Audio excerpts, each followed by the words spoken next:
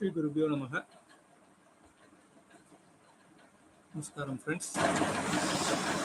So, continuing our sessions on the philosophical systems, we move into the third part of the video session. Okay. So, I will just start with a small prayer.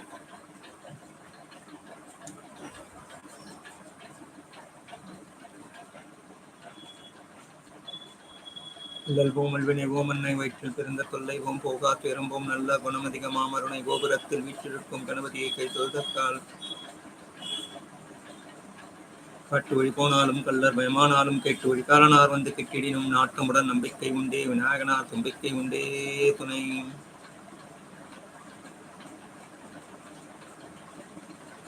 உருவாய் அருவாய் உளதாய் இடதாய் மறுவாய் மலராய் மணியாய் ஒளியாய் கருவாய் உயிராய் கதியாய் விதியாய் குருவாய் வருவாய் அருள்வாய் குகனே. எண்ணிய முடிதல் வேண்டும் நல்லவே எண்ணல் வேண்டும் திண்ணிய நெஞ்சம் வேண்டும் தெளிந்த நல்ல அறிவு வேண்டும் பண்ணிய பாவம் எல்லாம் பரிந்து முன் பணியை போல நன்னிய நின்முன் நசித்திரல் வேண்டும் அன்னாய். உந்தனம் தரும் கல்வி தரும் ஒரு நாளும் தளர்வறியா மனம் தரும் தெய்வ வடிவும் தரும் நெஞ்சில் வஞ்சமில்லா இனம் தரும் நல்லன எல்லாம் தரும் அன்பர் என்பவர்க்கே கணம் தரும் பூங்குழலால் அபிராமி கடைக்கண்களே. களையாத கல்வியும் குறையாத வயதும் ஓர் கபடு வாராத நட்பும் கன்றாத வளமையும் குன்றாத இளமையும் கழுபிணியிலாத உடலும் சலியாத மனமும் அன்பகலாத மனைவியும் தவறாத சந்தானமும் தாழாத கீர்த்தியும் மாறாத வார்த்தையும் தடைகள் வராத கொடையும் தொலையாத நிதியமும் கோணாத கோலும் ஒரு துன்பமில்லாத வாழ்வும் துய்யனின் பாதத்தில் அன்பும் உதவி பெரிய தொண்டரோடு கூட்டுக் கண்டாய் அலையாழி அறுத்துயில் மாயினது தங்கையே ஆதிக்கடவுரின் வாழ்வே அமுதீசர் உருவாக மகளாத சுகபாணி அருள்வாமி அபிராமி உமையே. அம்மையே அப்பா ஒப்பிலாமணியே அன்பினில் விளைந்தார் அமுதே பொய்மையே பெருக்கி பொழுதுனை சுருக்கும் புழுதலை புலையனேன் தனக்கும் செம்மையே ஆய சிவபதமளித்த செல்வமே சிவபெருமானே இம்மையே உன்னை சிக்கென பிடித்தேன் எழுந்தருளுதினியே. அருஜோதி தெய்வம் என ஆட்கொண்ட தெய்வம் அம்பரத்தில் ஆடுகின்ற ஆனந்த தெய்வம் பொருட்சாரும் மறைகளெல்லாம் போற்றுகின்ற தெய்வம் போதாந்த தெய்வம் உயர்நாதாந்த தெய்வம் இருட்பாடு நீக்கி ஒளி ஈந்தருளும் தெய்வம் எண்ணிய நான் எண்ணியவார் எனக்கருளும் தெய்வம் திருப்பாடல் ஒந்தனைத்தும் சிவமாக்கும் தெய்வம் சிற்சபையில் விளங்குகின்ற தெய்வம் அதே தெய்வம். குரு பிரம்மா குரு விஷ்ணு குரு தேவோ மகேஸ்வர குரு சாட்சாத் பரபிரம்மம் தஸ்மை ஸ்ரீ குருவே நமஹ. ஸ்ரீ குருவியோ நமஹ. குருவே சர்வ லோகானாம் விஷுதே பௌரோகினாம் நிதியே சர்வ வித்யானாம் ஸ்ரீ தட்சிணாமூர்த்தியே நமஹ. வேண்டத்தக்கது அறிவோய் நீ வேண்டும் முழுவதும் தருவோய் நீ வேண்டிய என்மால் அறியோய் நீ வேண்டி என்னை பணிக்கொண்டாய் வேண்டி நீயாது அருள் செய்தாய் யானும் அதுவும் வேண்டுமல்லால் வேண்டும் பரிசொன்று உண்டு எனில் அதுவும் உந்தன் விருப்பமன்றோ. ஞானானந்தமயம் தேவம் நிர்மல ஸ்படிகாகிருதம் ஆதாரம் சர்வ வித்யானாம் சேகரீவபாஸ்மஹே. சரஸ்வதி நமஸ்துப்யம் வரதே காமரூபிணி வித்யாரம்பம் கரிஷ்யாமி சித்தி பௌத்மே சதா. பத்மபத்ர விசாலாட்சி பத்மகேசரி வர்தினி நித்யம் பத்மாலயாம் ஆயுள் தேஹி தனம் தேஹி வித்யான் தேஹி மகேஸ்வரி.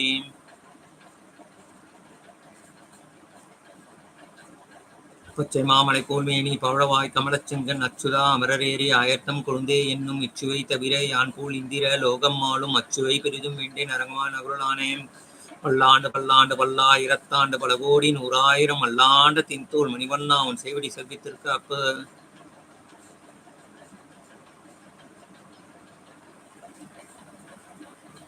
புத்திர்பலம் யசோதைரியம் நிர்பயத்வம் மரோகதா அஜாட்டியம் வாக்படுவோம் சன்மன் சரணம் பவேத். ஓம் சுவாமியே சனமையப்பா ஓம் சுவாமியே சனமையப்பா ஓம் சுவாமியே சனமையப்பா. அறிந்தும் அறியாமலும் தெரிந்தும் தெரியாமலும் செய்த சகல குற்றங்களையும் பொறுத்து காத்து ரட்சிக்க வேண்டும். ஓம் சத்தியமான பொண்ணு 18ஆம் படிமேல் வாழும் வில்லாளி வீரன் வீரமணி கண்டன் காசி ராமேஸ்வரம் பாண்டி மலையாளம் அடக்கி ஆளும் ஓம் ஹரிஹர சுதன் ஆனந்த சித்தன் ஐயன் ஐயப்பா சுவாமியே சனமையப்பா ஓம் சுவாமியே சனமையப்பா. திருப்பிரகாச வல்லலா திவ்ய திருவடிகளே சரணம். வள்ளல் மலரடி வாழ்க வாழ்க எல்லா உயிர்களும் இன்புற்று வாழ்க. அருட்பெரும் ஜோதி அருட்பெரும் ஜோதி தனிப்பெரும் கருணை அருட்பெரும் ஜோதி. ஞானத்தால் தொழுவார் உனை ஞானிகள் ஞானத்தால் தொழுவார் உனை நாணலே ஞானத்தால் தொழுவார் தொழுகண்டு ஞானத்தாய் உனை நானும் தொழுவனே.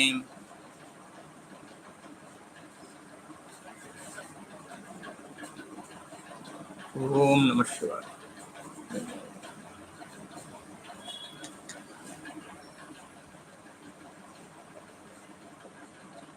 So I'll try to open the slides.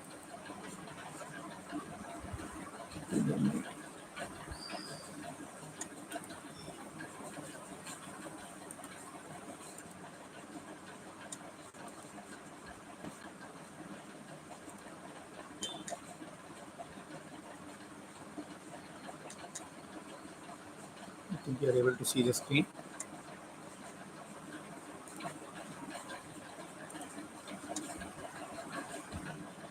So as part of the second discussion, I just wanted to start with a recap. So this is the topic we are discussing about, the philosophical inquiry. Again, I start with prayers. Sivan அவன் என் சிந்தையில் நின்று அதனால் அவனருளாலே அவன் தாள் வணங்கி சிந்தை மகிழ சிவபுராணம் தன்னை முந்தை வினை முழுதும் மோய உரைப்பேன் யான். असतोमा सद्गमय तमसोमा ज्योतिर्गमय मृत्योर्मा अमृदंगमय ओम शांति शांति शांति.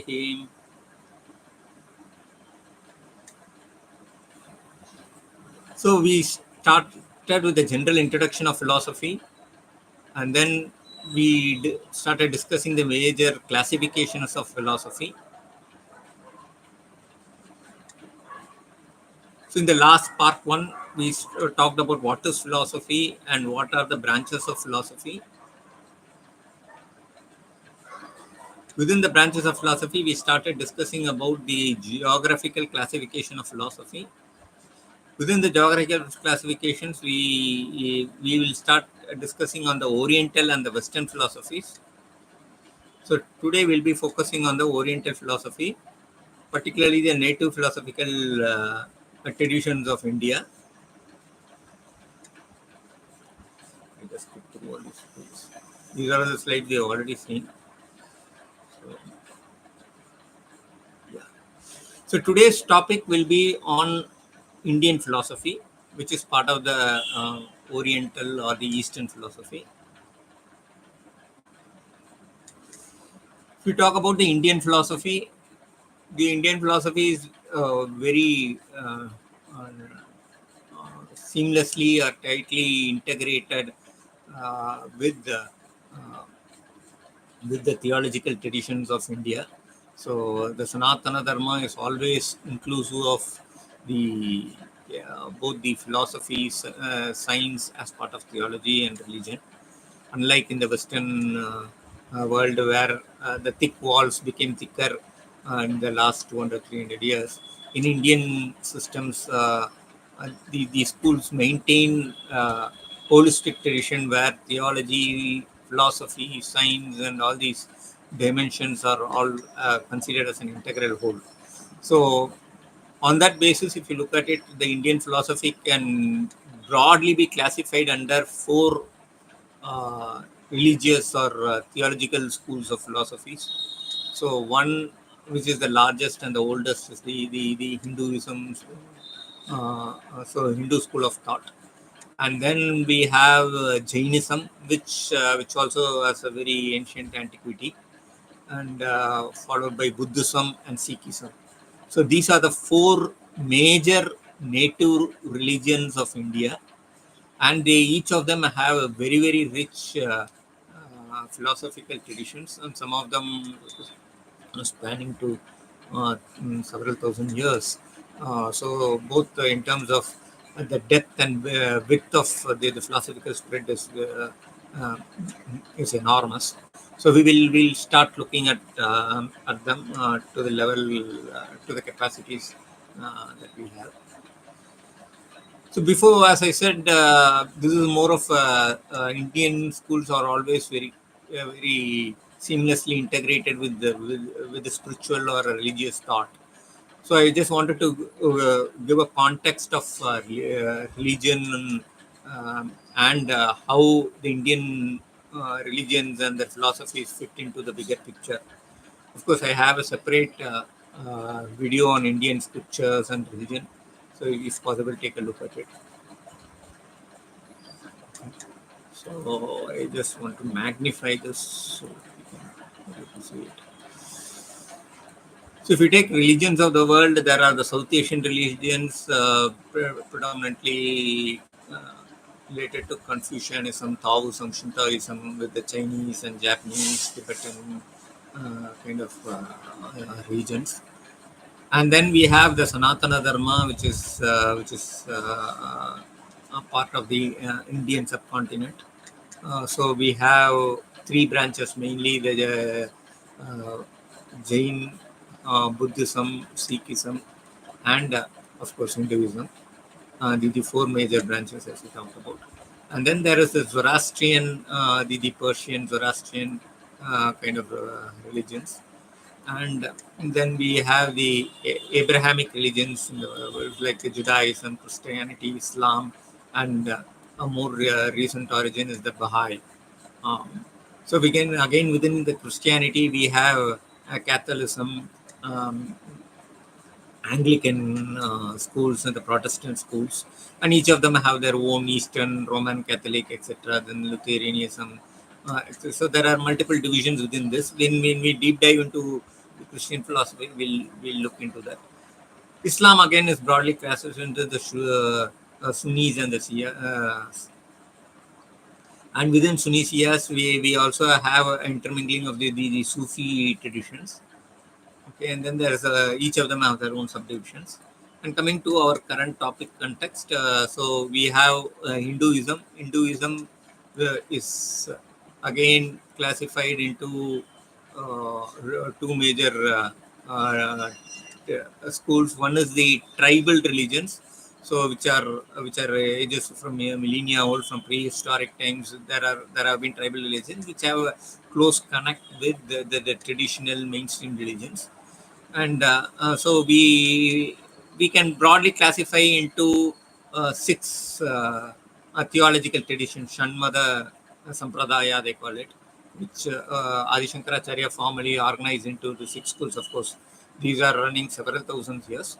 Adi Shankaracharya created a formal framework for all these six, and they called it Shanmata. Okay, there is Vaishnavism, Ganapatyam, Kaumaram, Shaktamatam, and Somaramatam and Saivamatam. Each of these traditions have their own philosophical backgrounds. If you, for example, if you take the Vishnu theologies, so Vishnu theology itself is related to various sub-schools like the Chaitanya Mahaprabhu, the Shankaracharya school, the Smarta, and the Chaitanya Mahaprabhu. Then we have the Tattvavada or the Smarta tradition of Madhvacharya. We have the Vallabhacharya tradition. We have the Vishishtadvaita Sri Vaishnava tradition. We'll be looking at each of them as we go along. I just wanted to give a bigger picture here, so I don't want to spend much time here now. We only to say the breadth and the depth that we are going to talk about. And then there is the Shakti schools, so which has the left and the right streams, the Vamachara and the Dakshinachara. And so some of them are also in an hybrid model of both. Okay. So then there is a Samayachara within the Dakshinachara, and the Samayachara is again broken down into various Sri Vidya and other schools. So so this is again we will look into these areas in greater detail. The Saiva theologies, again we have the South Indian school of Shuddha Advaita Saiva Siddhantam or Siddhanta Saivam. And then we also have Kashmir Saivism, then we have Veera Saivism. So like that, there are multiple schools of Shaiva theology. And then moving on to the Buddhism. Buddhism again has the three major streams. So which is the Hinayana, the Mahayana, and the Vajrayana schools. Within the Hinayana schools itself, we have the Sthaviravada and the Mahasangika, and each of them have their own branches. We will be deep diving on them as we move along. Okay. Then we have Jaina schools, which includes both the white clad as well as the naked clad, the Svetambaras and the Digambaras, and their own sub schools. So the objective of the slide is not to deep dive into each of these elements here, which we will do in detail as separate sessions.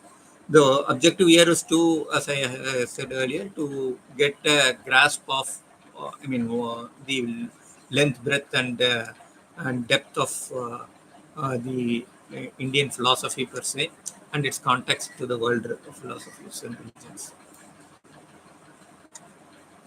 So this is again an extraction of the Hindu philosophies itself, which, as I already discussed, we have the tribal religions, the Vishnu, Ganesha, Shakta, Kumara, Shiva, and the Somara traditions. And these sub-schools around them. Moving on, we wanted to, I wanted to highlight the basis of the classification of Indian philosophies, how scholars and subject matter experts traditionally classify Indian philosophies under different kinds of buckets. So there are two kinds of buckets I have highlighted here. One is based on the Vedic authority. So based on that, we have schools or Astika or Nastika kind of schools. So, and there are some hybrid versions of them. We will be deep diving on them. So here in this context, Astika, Nastika, the term Astika, Nastika have different connotations. But the original connotation is that in terms of Astika means they believe in the Vedic authority. Nastika means they don't believe in the Vedic authority. Okay, so but the other interpretation of Astika, Nastika is they believe in God or they don't believe in God, which is the another version of Ishwaravada, Nirishwaravada, and a mixed combination, which is more like an agnostic school. So these are the two different kinds of categorization, broad categorization of Indian philosophies. So one of the earliest classification of Indian philosophy is in the text, ancient text, a Tamil classical text called Manimegalai, which is a grand epic, which is a magnum opus work of Sridhara Sasana. It is actually a doxographical account of the various philosophies that was in practice at that era, at that point of time. So it is a fantastic text where through poetic verses, different philosophies are highlighted, debated, etc. So according to Manimegalai, which is one of the oldest available, recorded, documented doxographic accounts of Indian philosophy. Doxography is a domain of philosophy which tries to classify and provide an account of all the philosophies available in any domain. So here we see 6 major classifications according to Manimegalai. So there is the Lokayata school, which is also called as the Charvaka school, which is more purely a materialistic school in modern terms. And then we have the Buddhist school, the Sankhya school, the Nyaya school, the Vaisheshika school, and the Mimamsa school. So this is how Manimegalai classifies the philosophies as part of the various debates and discussions she goes through.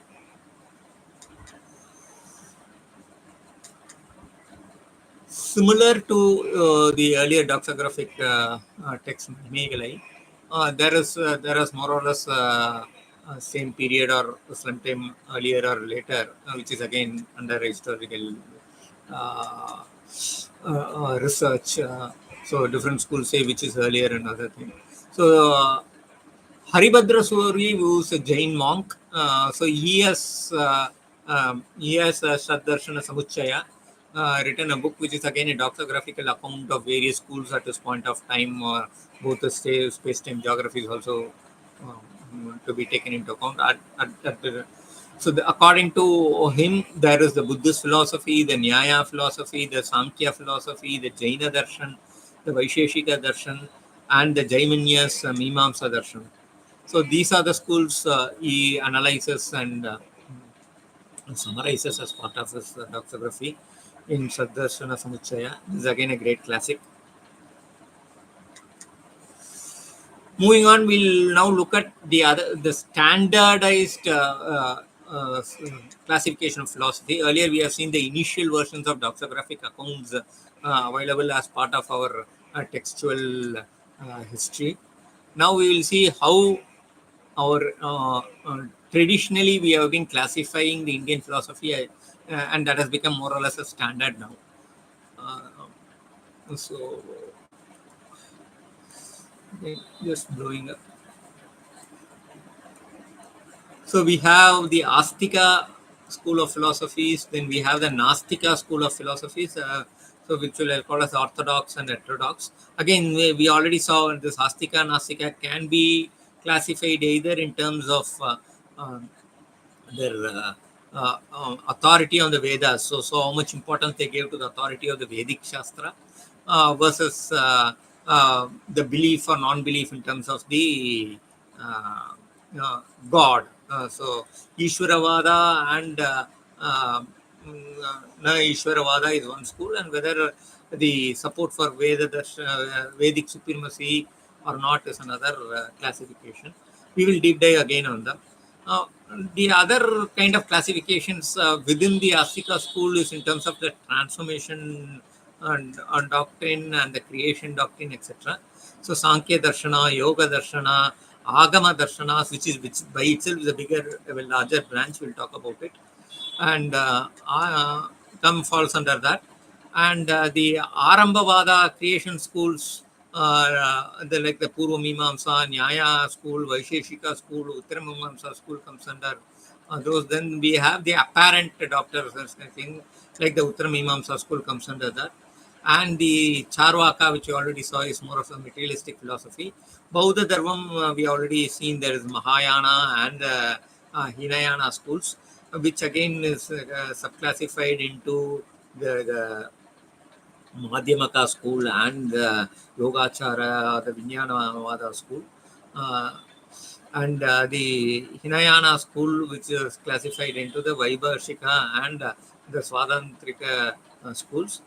When it comes to Jaina school, it is the Digambara and the Svedambras.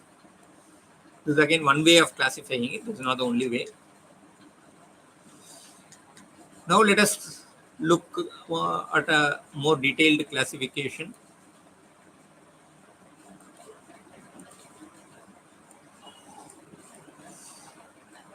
So if you take the Indian philosophies, as we said, we have the Vaidika Sampradaya within Hinduism. So I broadly classified into Hinduism, and then we have the other non-heterodox schools of traditionally non-Hindu schools, like Buddhism, Jainism, Sikhism, etc. We will take a look at them. Okay, so Hindu schools broadly classified into the Vedic tradition, the Agamic tradition, okay, and the Lokayata, the empirical traditions.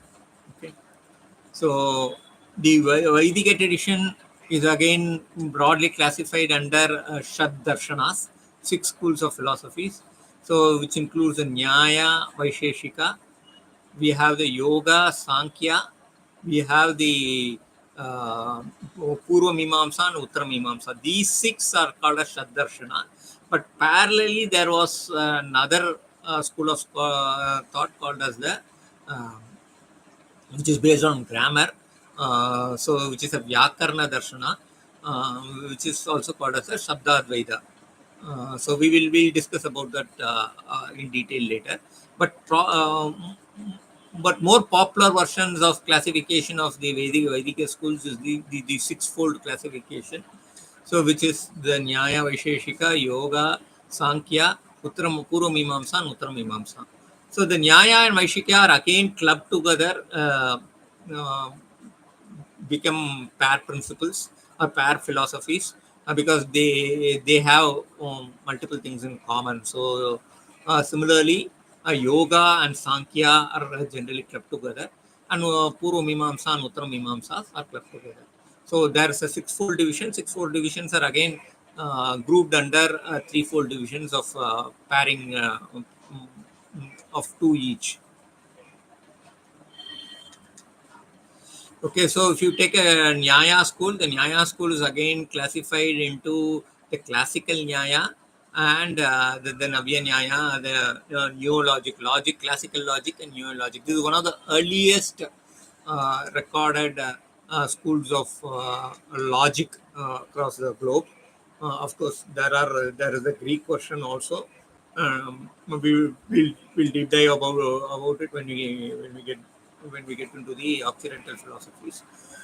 But this is one of the recorded uh, historically oldest philosophies on Nyaya or logic. And then we have the Vaisheshika Darshana, which is again one of the oldest ontological philosophies. Okay. So Yoga Darshana, the Yoga ontological philosophy is again broken into the classical and the New Vaisheshika. So the New Vaisheshika and the New Nyaya are again generally clubbed to that they form a synthetic categorization.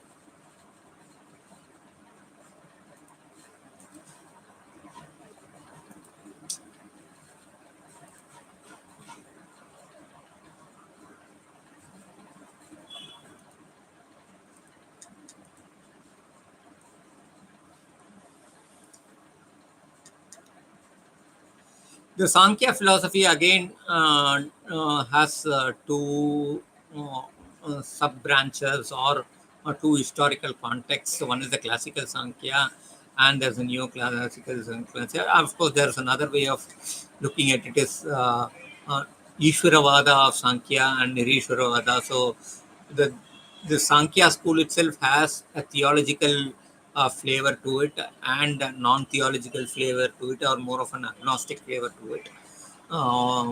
So both versions of Sankhya philosophy is there, and Sankhya is one among the six darshanas itself. Sankhya is considered to be the oldest formal philosophies. So if you look at the Vedic traditions, we have the rich corpus of the Veda Samhitas, which has the mantra sections, the Brahmana sections, Aranyaka sections, and the Upanishad sections. So if you, this is a horizontal categorization. Vertically, we have the Rig Veda, Sama Veda, Yajurveda, and Atharvana Veda. The Yajurveda is again classified into Krishna Yajurveda and Shukla Yajurveda.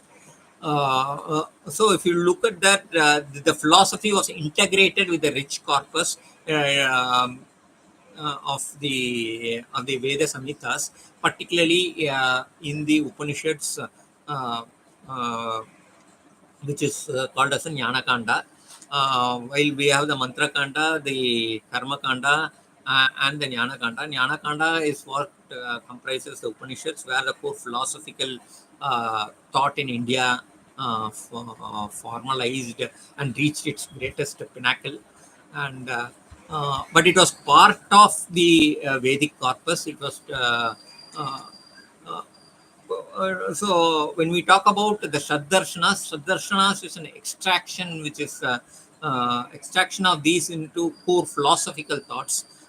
So that is where Sankhya forms the historically oldest formally founded philosophical school. Um so and its impact is spread across almost all the schools of Indian philosophy, including the most popular Vedanta and the Siddhanta schools. So we will touch upon them on that, because I wanted to highlight the importance of Sankhya here specifically. And we talked about moving on to Sankhya, the yoga, it's its counterpart. The yoga philosophy, again, there are different schools of yoga. There's one of the oldest recorded is the Patanjala's yoga sutra, so which talks about the psychological and meditative aspects of yoga. And of course there are the other aspect schools of yoga, which I could bucket under the Kundalini yoga schools. So there is the Hatha yoga, there's Zaya yoga, there's Kriya yoga. Again, this is not an exhaustive list. Here itself we have Shivaraja yoga, various other kinds of yogas here itself. We will touch a deep dive onto the different schools of yoga when we get into yoga.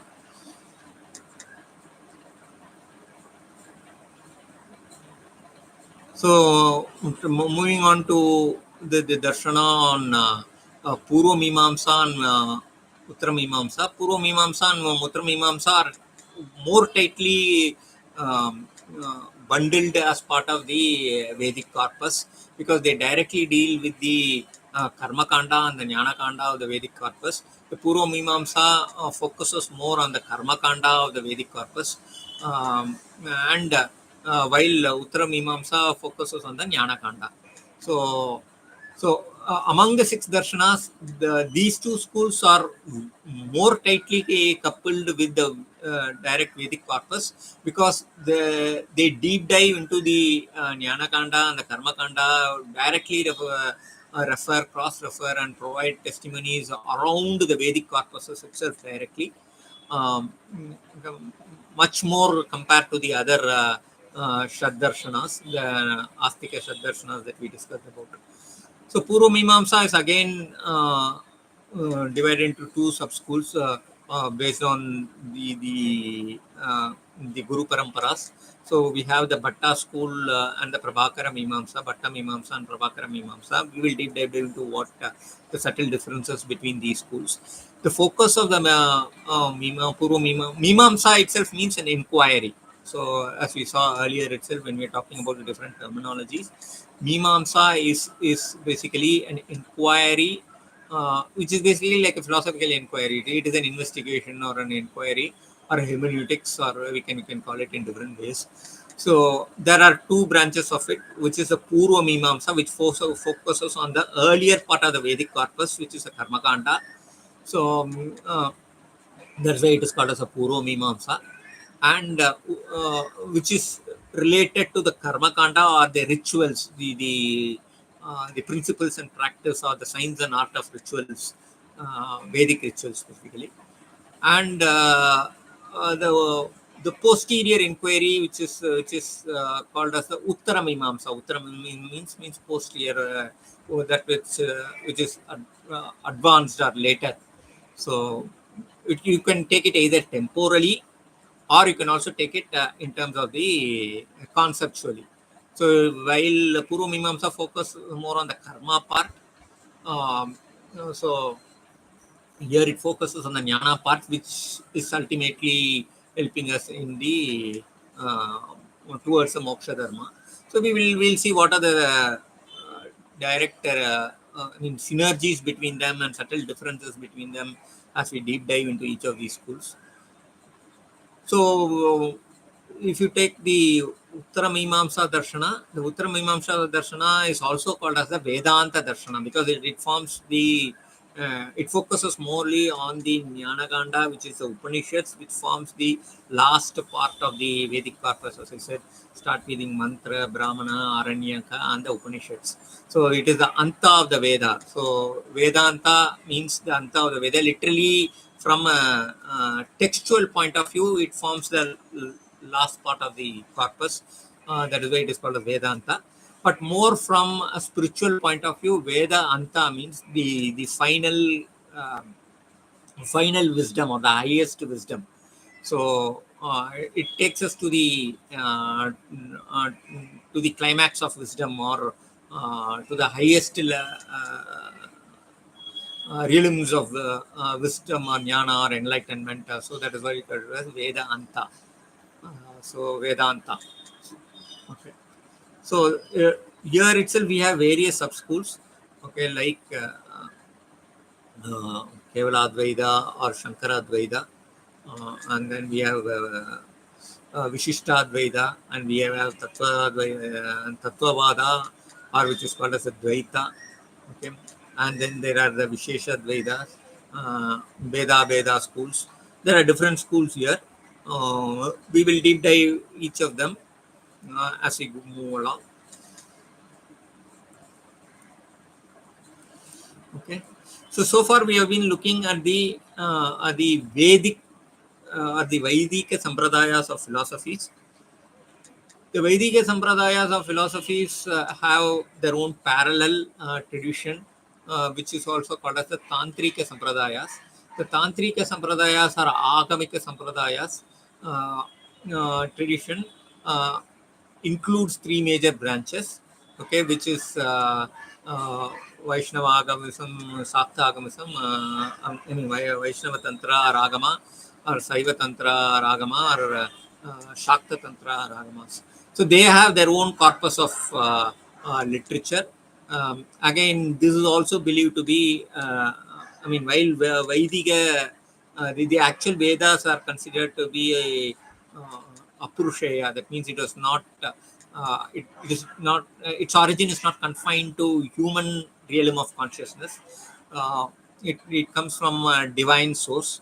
So similarly here, there's a divine source attached to it, and the divine source has a theological personality, or a Ishvara, uh, as a theistic connotation here when it comes to the Agamic schools.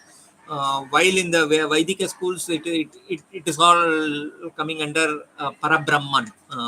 So here it is coming under the different respective Mata tradition. So Saivagama is more related to the Saiva Mata traditions, where Shiva is considered to be the highest divinity. Similarly, Vaishnavagamam caters to the Vaishnava Sampradaya, and where Vishnu, Mahavishnu, is the highest divinity. Here Paramashiva, here Mahavishnu. Okay. Then we have Shakta Tantra, where it is the Devi, it is the female form of Shakti, is considered to be the highest divinity, and from these divine sources, wisdom flows down. It is called a Shakti Nipata. This means the descent of wisdom, or descent of grace, or descent of wisdom. Okay, that's how different schools evolved there. When we move into the Agamic schools, we will deep dive there. And then there is the Lokayata Sampradaya, which is more non-theistic, or probably even a theistic kind of schools or sub-schools within them. So they are again classified under various subdivisions. Some of them have become, are no longer practiced. They are only have a historical context, but some of them are live even today in practice. So we have right from the Ajivika we have two different Shramana. So this is traditions.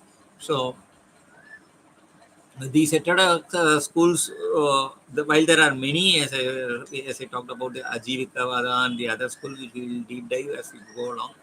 The most important of them is these two schools of Buddhism and Jainism. So Buddhism has its own branches, and Jainism has its own branches. Both these are very current, very much in practice in India today, and Buddhism not only in India, it extends to a larger part of Asia, Southeast Asia, or a different parts of the world itself. We will deep dive when we get into Buddhism. Jainism has again, as I said, two sub-schools, which I already highlighted.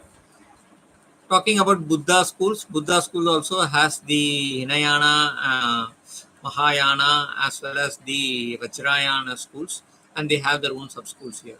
So this is the larger context of the Indian philosophies in the standardized classification.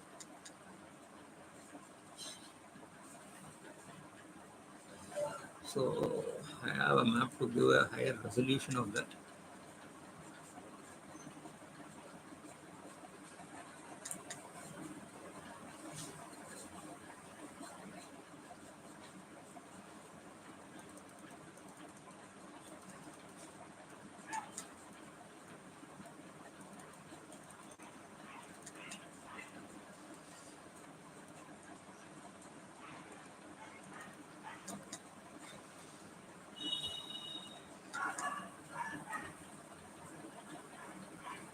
So I will touch upon whatever remaining part of this graph very quickly. Okay. So if you look at the Vedanta schools or the Uttamimamsa schools, as I talked about, there are multiple sub schools here. Okay, so there is one school called as the Achitya Veda Vedanta Darshana. Okay.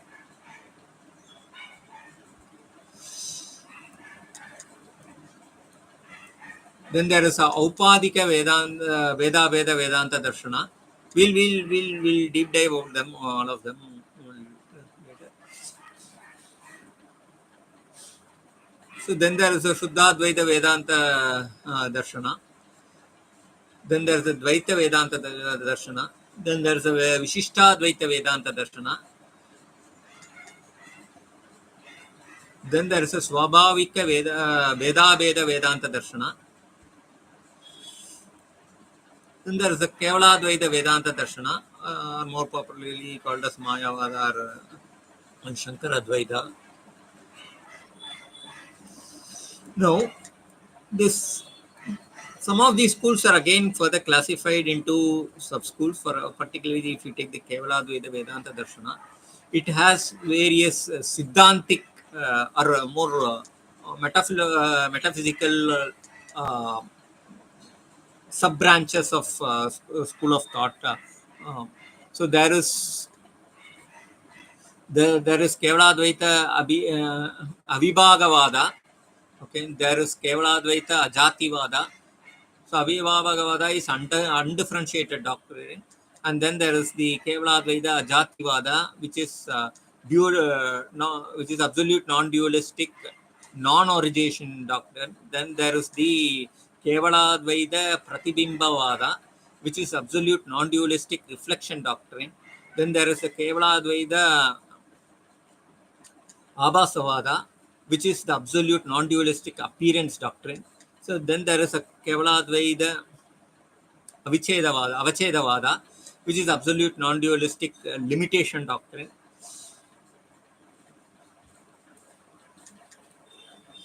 Then there is the Kevaladvaita Srishti Drishtivada, absolute non-dualistic perception through creation doctrine.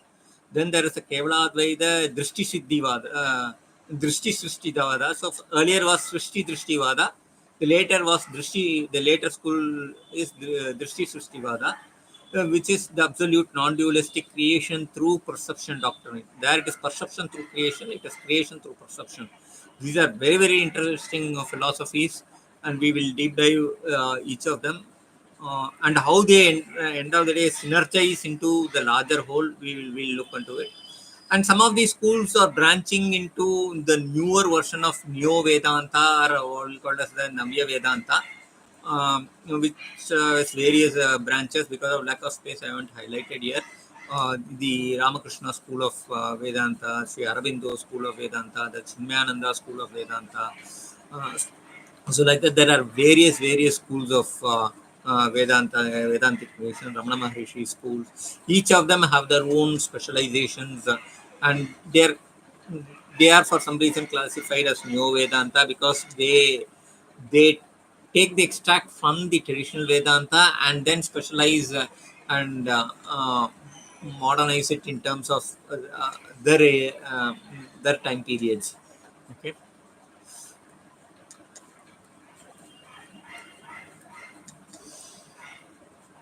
The Shaiva Agamas, again, we have the extreme path, Atimarga. Then there is the Kulamarga or Kaulamarga, which is called as a cult path. Then there is a Vaidika Marga, which is the Vedic path.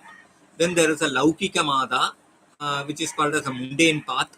And then there is a Mantra Marga Shaivism, which is what is more popular as the Siddhanta Saivam or the Kashmiri Saivism and other schools. So if you look the Mantra Marga, we have Shuddhadvaita Shaiva Siddhanta Darshana, so which is the pure or pristine non-dualistic final accomplishment auspicious philosophy. So then we have the Paradvaita, or it's also called as a Paramadvaita Trikashiva Darshana. which is the supreme or the transcendental non-dualistic auspicious triadic philosophy. Then we have the Shivadvaita Darshana, which is the auspicious non-dual philosophy. Then we have the Visheshadvaita or Shakti Vishishtadvaita Darshana, which is the special non-dualistic or the Shakti qualified or energy qualified non-dualistic philosophy. So these are the various sub-branches within the schools of Indian philosophy and within Hindu philosophy there. So I think I have covered most of them. Anyway, we'll be deep diving each of them separately. Moving on, I would like to have another major classification of the philosophies, which is more in terms of what we call it as the Sarva Andaha. So, I mean, Sarvantaha. So, which means the final endpoints. There are several ways of endpoints of final climaxes, which is including the Vedanta, Siddhanta, Nadanta, Kalanta, Yoganta, and Bhoganta. So these are the different. So Vedanta we already seen, Siddhanta we haven't seen. Then there is other things as the Nadanta, Kalanta, Yoganta. Yoga is also we have touched it, and then the Bhoganta. So these antas correspond to the various darshanas. So there is a mix. We can overlay these antas upon the darshanas, and we'll discuss about them as we move along. So the Siddhar tradition, of Hinduism, deep dives into these antas. For example, Tiruprakasa Ramalinga Vallalar, who is a great saint belonging to the 18th century from South India, from Tamil Nadu, more specifically around the Chidambaram area. So Chennai, Chidambaram, this part of Tamil Nadu. So he has a magnum opus corpus corollaris Tirurutpa, which is running into 6 major volumes, and which is one of the longest scriptural text, Tamil text by a single person, so it is running to more than several thousand verses. Okay, spread across 6 books or with Tirumurais. So he talks about all these 6 schools. For example, in his in his Magadeva Malai, he touches upon the 6 schools. These are all mystic poetry, so they don't directly deep dive into the from a metaphysical point of view. It is more of theological mysticism, but touching upon deeper metaphysical lets through poetic verses. So that's how our religion is going, right? Where bhakti, jnana, or yoga and jnana are intermingled through poetic verses. So the poetries of the Pannur Tirumurai, Saiva Tirumurais, or the Alvar Pasurams, so Divya Prabandham are all classic examples in the same genre, or we have the Tirurutpa. Here he talks about the 6 schools. We will deep dive as we move along here. This is another verse from his Arupperum Jodi Agaval, which is again a fantastic one of my all-time favorites. So where it touches upon all these 6 schools and how it has elevated in a spiritual journey. So we will deep dive when we talk about Vallalar specifically. Moving on, let us look at the historical city of this thing. Is again based on more of a conventional way. In Indian philosophy or Indian religion or spirituality, historical timeline is not in the same context in which the Western philosophers or the Western schools look at it. Here, history is more for academic or a research purpose, which is very important, no doubt. But from a spiritual search or a spiritual marga perspective, or spiritual path perspective, uh, while history is important, but it is not the be all and end all of uh, understanding the spiritual journey. However, for our clarity, I have created a small chart which is based on. I mean, these dates again are all under debated research experts. So I don't want to get into the date part of it. I just wanted to get into the broader classification of it.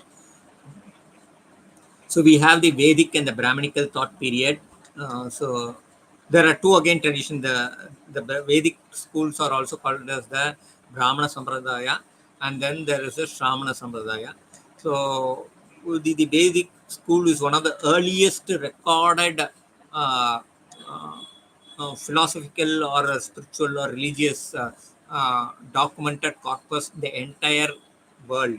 So historically, of course, the dates are slightly disputed in terms of from where they fit in, but in terms of the one of the earliest available and in practice uh, virgin religions or virgin philosophies, the evergreen virgin, that's why it's called a Sanatana Dhamma, is of course the Vedas, which even by most conservative estimates goes to 1500 to 600 BCEs.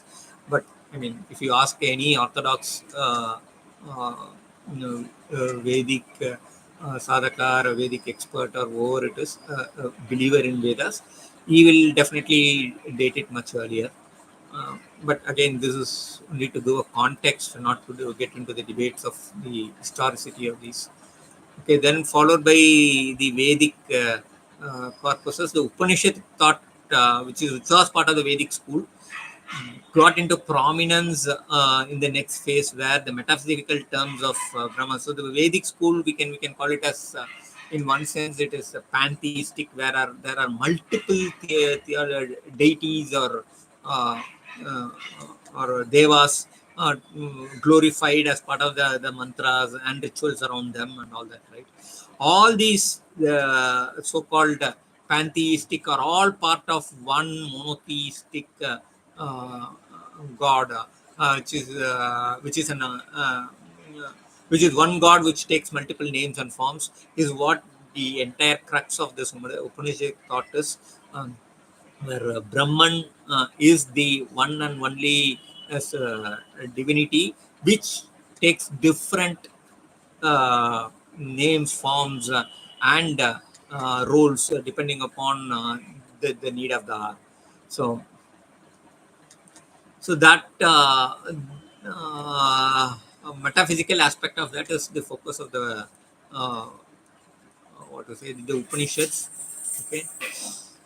At the same time, as the Brahmana Sampradaya, there is a Shramanic Sampradayam, so which started with Jainism, Buddhism, and the Ajivika kind of schools we already touched about.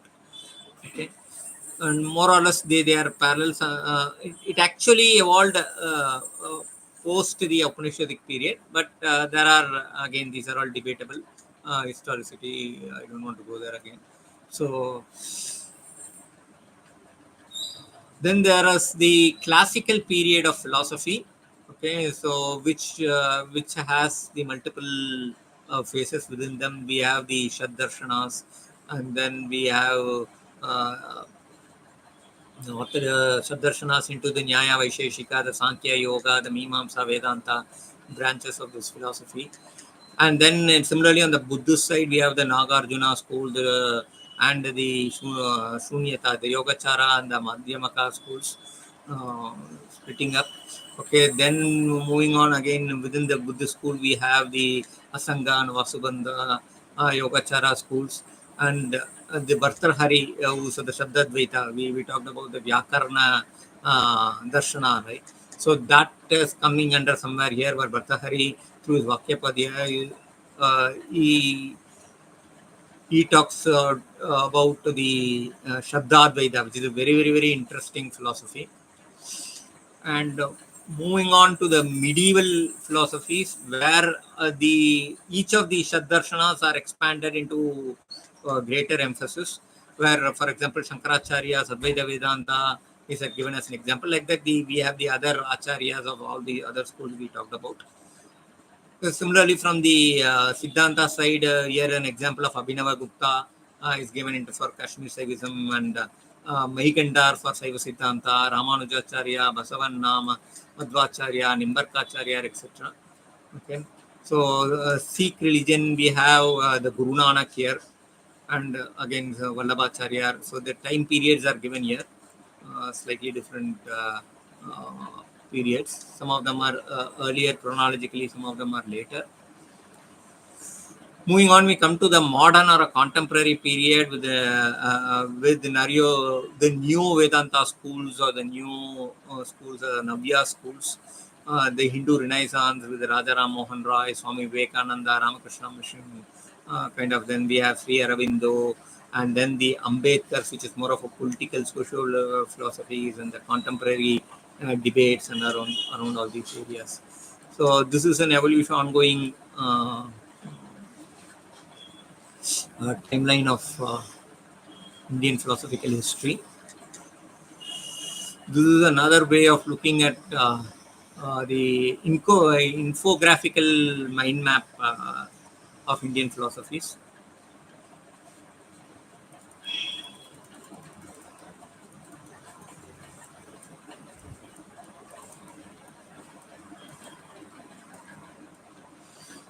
So we have the Asian period, we have the Vedic, the Upanishads, then the Shamanic period, then the Nyaya, Vaisheshika, Sankhya kind of schools, then the classic period, the philosophy of language, the developments of Nastika schools like the Mahayana, the Yoga, which include the Madhyamika and the Yogacara. And then we have the actual great Vedanta commentators coming in, like the Shankara, Veda, Vishishta, Advaita, all these acharyas, and their own prakarana granthas and bhashyas, etc. Then there's the medieval period also includes the Agamanta schools like Saiva Siddhanta, Kashmir Saivism, Veera Saivism, etc. Srikantacharya schools. Then another important concept is the Bhakti movement, which became very, very, very important in India, gave a great paradigm shift to Indian philosophy, where Bhakti, or love for devotion, or devotion for God, or love for God becomes the mainstream channel of reaching God. So Bhakti movement, both in Saivism and Vaishnavism, took Himalayan heights there. This is the area we'll discuss in deep subsequently. And then we have the modern area, which I already talked about.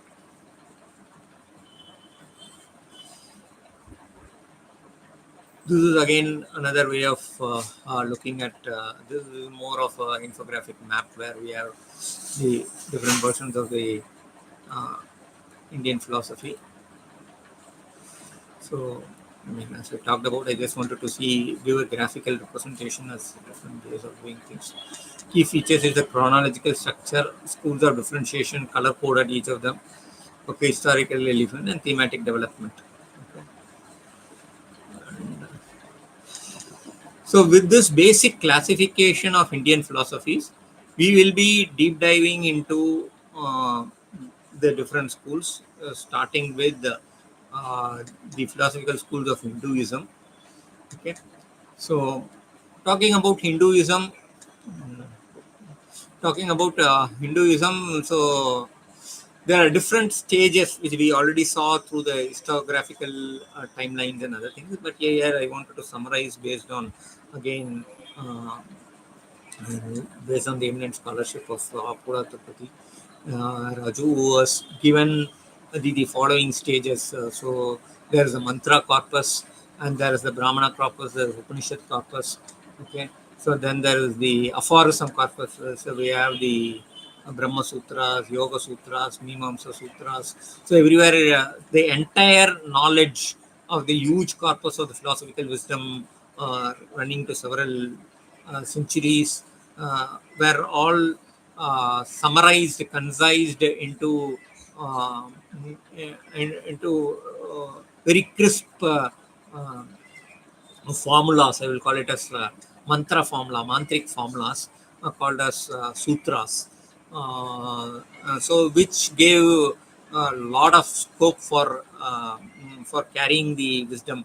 We should remember that this is all more of era where the writing or the physically recording is a later year. This predates that. So the earlier version is through Shruti. That's why it is called as Shruti Sampradaya, where only through word of mouth from the Guru to the Sishya, the knowledge always flows.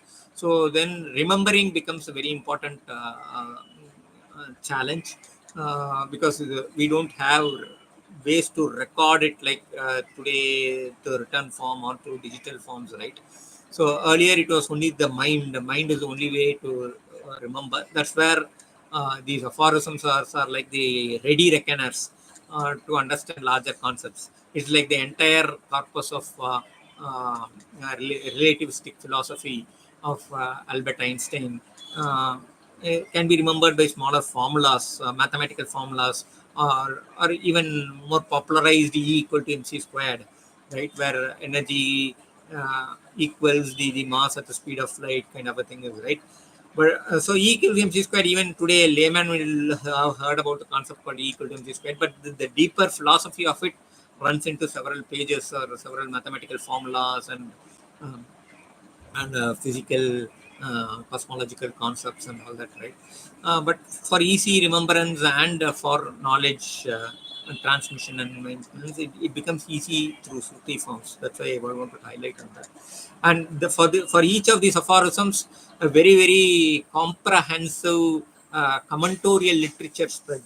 This is again unlike in the Western religious philosophy, where uh, even commenting on the sacred scriptures or revelations or Shruti Vakyas were considered to be blasphemy in some schools or some faiths. Here it was not that, it was always encouraged for to actually comment, interpret, and draw interpretative conclusions on that, and that's why we have the various sub schools there. So the philosophical traditions of commentorial scriptures played a vital role in that. So we will deep dive as we move on that. And then so because of the multiple commentaries on for the same Veda matras, or if you take a Mahavakya, there are multiple commentorial interpretations. So, for example, the Advaita school, they have their own commentorial interpretation in alignment with the Advaitic thought. Similarly, the Vishishtadvaita had their own interpretation. The Dvaita school had their own interpretation. Similarly, if you take in the Agama world, we have the Saiva Siddhanta school of interpretation, where it is more of Veda Vada, and there is the Abheda Vada of Kashmir Saivism. So each of these schools interpret based on their own commentaries tradition, their own siddhantas, and that also led to what is called as the philosophical polemical epoch, wherein every school started debating within each other their interpretation of the Vedas or the Agamas is more truer to the original. So that kind of a polemical debates, discussions, and sometimes even arguments were all part of that epoch, where it became very, very tarka, what we call as the tarka. Different forms of tarka are there. So debating became a very, very important way of not only retaining, spreading, but also intellectualizing the whole concept of theology, philosophy, etc. Okay. Then this is all the Indian traditional way, and with the foreign invasions and foreign minds getting into the Indian society, there were a lot of Western research for their own political agendas and other things parallelly started, which also had their own advantage and disadvantages. We'll debate about them when we get there. And then we have the contemporary research that is happening now as we speak across various schools and institutes that we talk about. And particularly the IKS, Indian Knowledge Systems, which is emerging in the last 2-3 years, is now becoming, taking a mushroom growth across all academia, all research, and thanks to quantum physics, AI kind of things, their relevance are becoming re-recognized to greater extent. We will discuss about them also. And the journey continues. So this is again a snapshot of the Indian philosophies, as we already deep dived earlier. I am skipping here.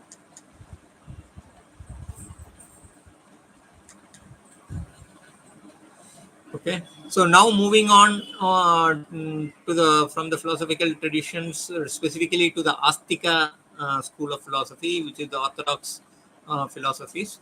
So the term Astika again has different connotations, as we talked about.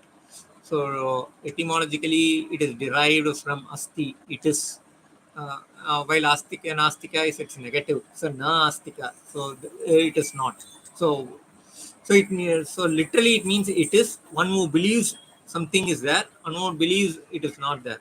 But what is that it varies. So some call it represents the superior supremacy of the Vedic tradition. Sometimes it also says that it there represents the supremacy of divinity or Ishvara.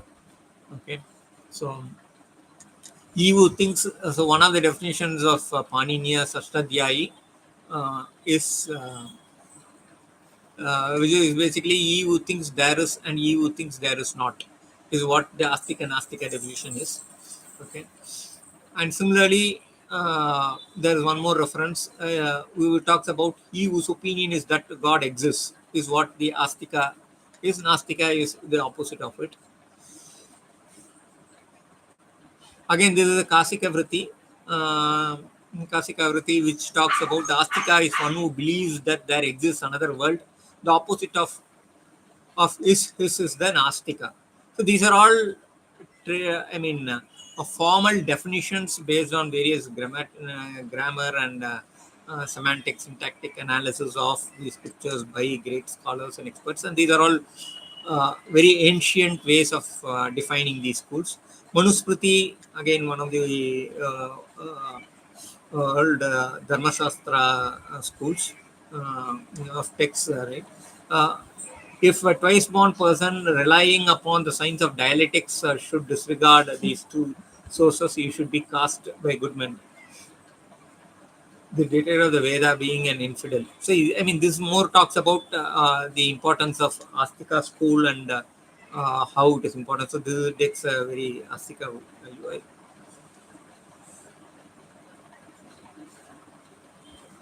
So, with the basic understanding of what Astika and Nastika means in the context of Indian philosophies, we move on to the 6 Vedic philosophies.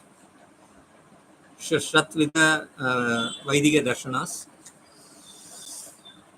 This already we talked about. It is the Sankhya Darshana, Yoga Darshana, they are paired together. The Purva Mimamsa, Uttara Mimamsa, they are again paired together. The Nyaya Darshana, the Vaisheshika Darshana, they are again paired together. So these are the 6 schools paired into 3 pairs. Okay. So one of the earliest references is in the Subhashita, where it talks about that there are 6 philosophies of Kannada, Akshapada, Vyasa, Kapila, Patanjali, and Jaimini. These are all the Mukhya Paramacharyas, or the chief preceptors who foundationalized or formalized these schools. These schools have earlier, history, but it was formally founded by these acharyas.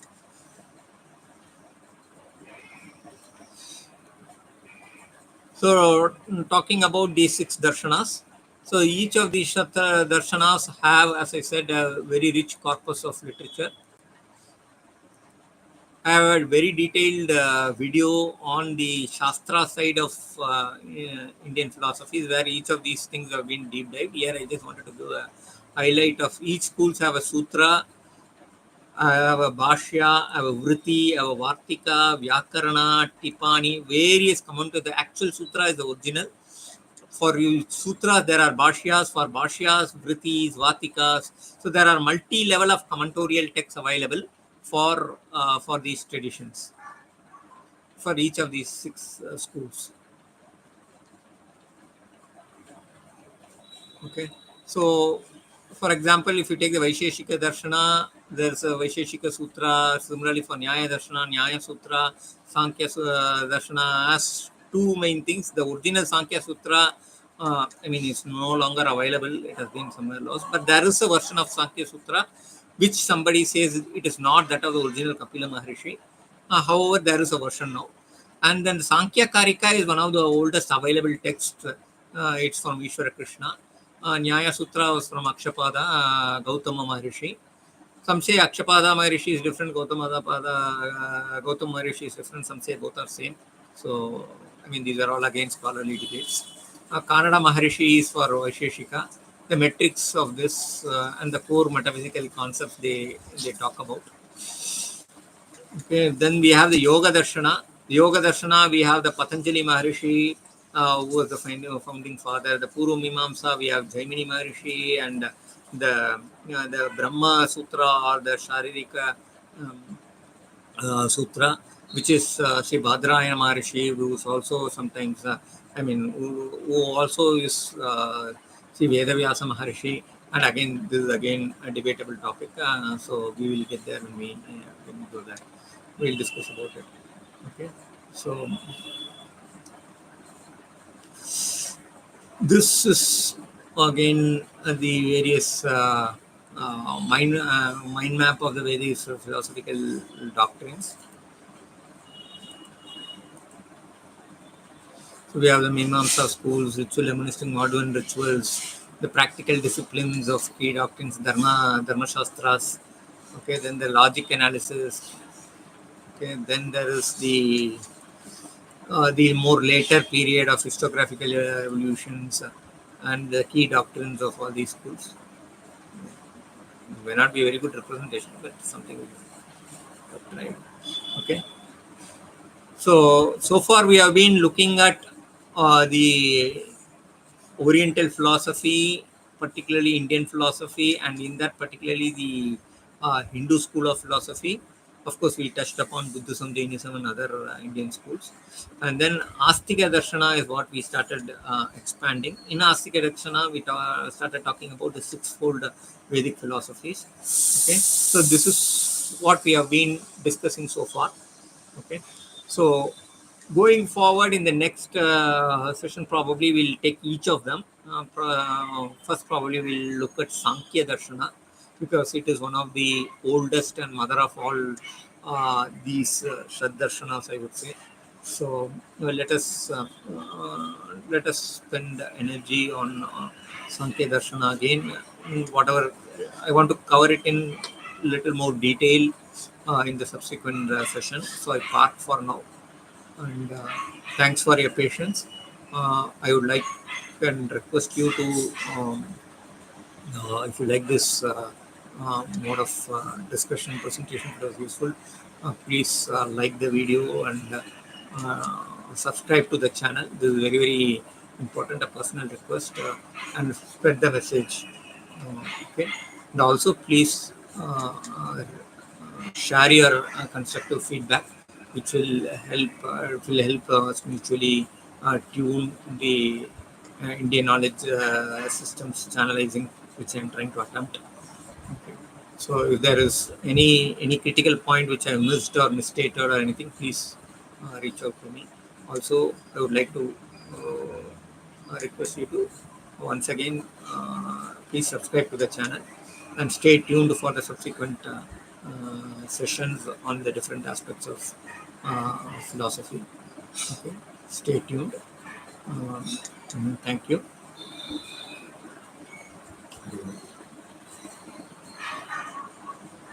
ஞானத்தால் தொழுவார் உன்னை ஞானிகள், ஞானத்தால் தொழுவார் உன்னை நானலே, ஞானத்தால் தொழுவார் தொழுகின்ற ஞானத்தாய் உன்னை நானும் தொழுவேன்.